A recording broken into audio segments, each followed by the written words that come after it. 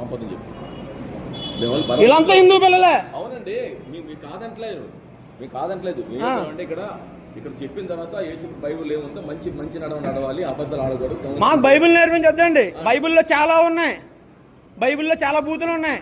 ఆ బూతులన్నీ తీస్తే మేము ఇక్కడ ఉండక్కర్లేదు. అవన్నీ వద్దండి. మా ధర్మం మాకుంది, మీరు నేర్పించక్కర్లేదు. మాకు అక్కడ పక్కనే ఆంజనేయ గుళ్ళో జరుగుతున్నాయి, వివేకానంద గుళ్ళో జరుగుతున్నాయి సమ్మర్ క్లాసెస్. మేము నేర్పించుకుంటున్నాం. మీరు ఇంగ్లీష్ లో చెప్పిన అదే మేము వెళ్ళి చెప్తాం.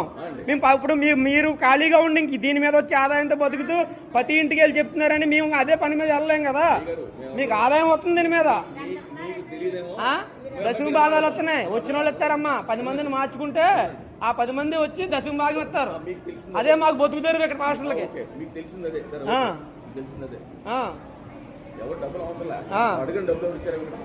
ఏంటి